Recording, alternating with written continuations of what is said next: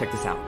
I know you have always dreamed of performing in Carnegie Hall, so I think this 2023 to 2024 season at Sound Espressivo will be perfect for you. As a platform, we host live online auditions so you can share your music with the entire world. Then we send you to incredible in-person venues like Carnegie Hall so you can perform solo, as a duo, as an ensemble, and with orchestra. This year we have a total of 4 gala events at Carnegie Hall, as well as 4 different opportunities to perform with orchestras in the US, in the Czech Republic, and even in Egypt. We want to help you fulfill your musical dreams. Go to soundespressivocompetition.com to check out our season and to apply. Inviting on stage our next candidate for the opportunity to shine with one of the orchestras as a featured soloist, Jacqueline Liu, pianist. She will be performing Mozart Concerto number 26 in D major, curriculum number 537, the Coronation first movement, Allegro. Jacqueline, the stage is all yours. Welcome.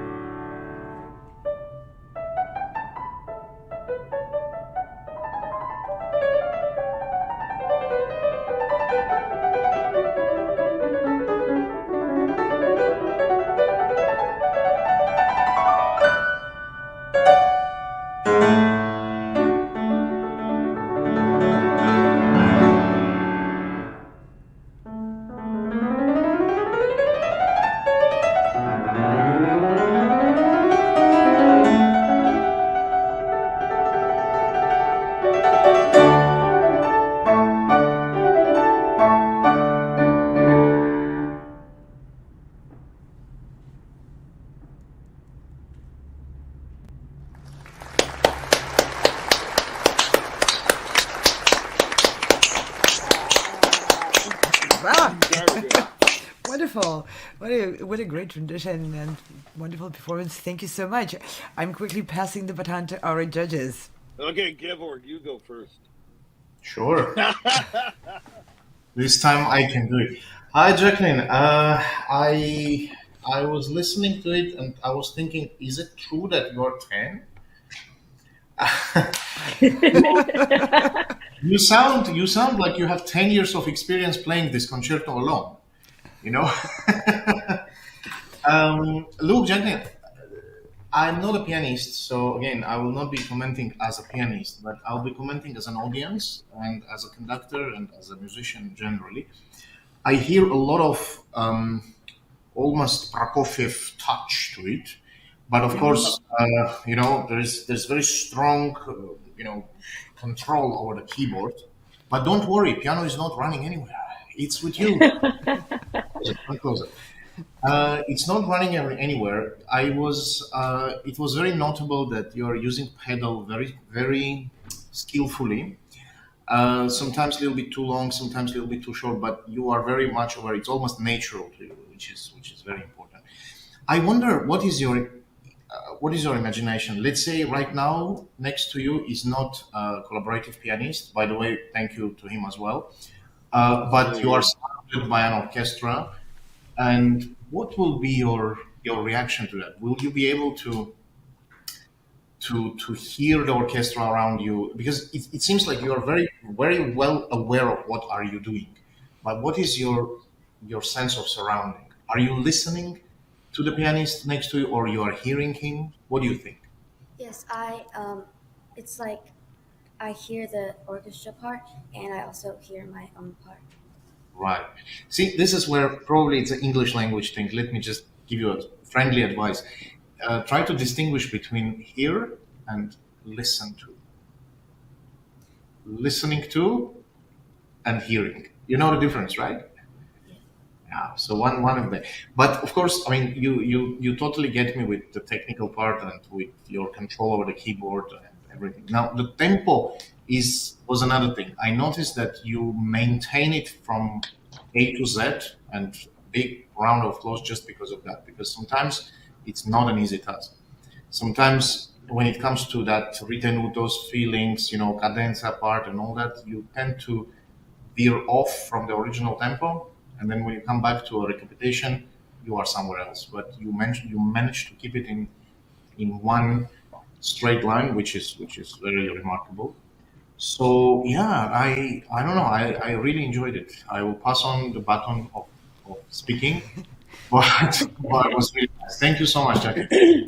Thank you, Jacqueline. Thank you, Yes, sir. thank you, Georg, for the commenting. And I would like to see if we can give a round of applause to your fabulous collaborator Yeah, pianist. yeah. Yes. Very good. Can we have a bow from your collaborator? Yes. Thank you very much for your wonderful support of Jacqueline's performance. Yeah, and now to the next judge. Well, I'll jump in here. Yeah. Jacqueline. Hi, Jacqueline. I'm Joanna. Your playing is spectacular. I really, really was blown away by your delicate sense of dynamics, and also your delicate sense of like minute rubato and pushing the tempo forward. It was so impressive to me. It made me so excited to listen to each phrase, and I was really captured the entire time. And I can't remember the last time I was so excited to hear a cadenza. I was just like sitting on pins and needles, waiting to hear what you were going to play, and of course it was spectacular. So I'm really, really impressed. I agree with Gevorg. There's something. The sound that you need to hear now is how you fit inside of the orchestra. How do those two voices interact, and how how can you bring the brilliance of your playing to support and to be supported by the orchestra? I think that there's something that's going to bring it to the next level once you get into that playing space. But man, you're spectacular. I really enjoyed your playing. Thank you so much. Wonderful. Thank you, Joanna, for the comments. Very good. And Dikran, your comments, please. Sure. It's very amazing things in that performance, and it's very prodigious playing, both musically, structurally, and pianistically. It's very, very impressive. You really are 10, huh? Wow. So, No one can believe that, huh? not to be critical, of course. There are a couple of things. You know, everybody talks about the Brahms dot and the Mozart dot, you know, the staccato, right? So it's not really a composer thing. It's a textural and tempo thing. I think sometimes your short notes, your staccato notes are too short, especially in that theme.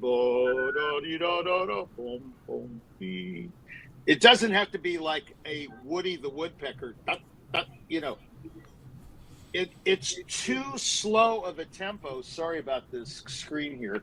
It's too slow of a tempo in the theme to do. In other words, that staccato should be related to the tempo and to the texture of the passage that you're playing.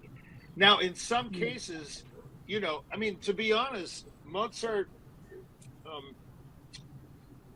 yeah, he wrote some staccato marks that are questionable, you know. So, and Bach didn't even have directives like that, you know. So just listen to the harmonies. I hate to repeat it again with the previous person. And listen to the texture in your case before you shorten a note so much. And don't play a note until you absolutely have to. You did some beautifully expansive, you know, that thing way up high. That was beautiful, the way you phrased that and felt it. Do that more often. You know, in other words, when you have a large interval, take your time so the ear can hear that expansive interval. Shorter intervals are easier to hear, but when you had body, yeah, and you did that, I thought, very well. I agree with Gevorg. Yeah, it could be the piano, it could be the mic. It was a little Bartokian, you know, at times, or Prokofievian, or whatever you want to call it. Not avant-garde, but, you know, the sound. I think you can enjoy the sound of this concerto is a fabulous piece, and you really reminded me how incredible the piece really is. I've never heard it quite played like you, so it's really admirable. The sound was a little brittle, you know, but that will come with age, you know, and you have to listen to the sound quality of the instrument you're playing, and you have to acclimate to that instrument and that hall, wherever you are. I don't know where you are. It sounds like you're beautiful. In a Steinway. Yeah, it looks like a Steinway dealership or something. But wherever it is, you have to acclimate to the acoustic and the piano, and I know that's difficult. That's why I quit. I can't stand piano. The pianos are outrageous, you know, on the road. So anyway, the point is, I'm sensitive to all of those problems, but you can do something, like he says. You know, listen to yourself, actually, like he said in the previous guy, or you said it to her. Listen or hearing is two different things. Listening and hearing. You really have to listen to yourself and be very critical of the sound you're producing. And if we had time, we could go into how to do that production. But I think you have a little bit of digitalis in your technique, in your approach, I should say, to the piano, not technique. In other words, not so much détaché and not so much, I would say most people need to articulate more. You do not. Your articulation is remarkable. No, the articulation is incredible, but in that passage, I was hearing a lot of thumb sometimes, and not all of that melodic stuff on top. And you have the fingers to do it. So in other words, don't just pound out the thumb in a passage like that. On the other hand, in some of the scalar things, they were so spectacularly independent. Your fingers were like, a McCullough chainsaw, it was amazing clarity, but maybe the notes need to be, one person said to me once, it's the space between the notes that matter, not the notes. Okay. So yours are separated so well, maybe play, if you can keep your fingers closer to the keyboard and add pressure on, equal pressure on every note, you can have a bigger legato than it sounds like you have. But then again, it could have been the piano and the acoustic. I don't know. Or the microphone. I don't know. Yeah, I think the biggest thing is texture, like staccatos and legatos, and decide what kind of a sound you want out of a short note. Don't just, pop it. You know what I'm saying? That kind of thing. Listen to yourself. But you're only 10, so maybe we should disregard all of those things I just said. I don't know. Only 10. And I want to also do a shout out to your teacher, because it takes a tremendous work together with your teacher to develop to this incredible level so quickly.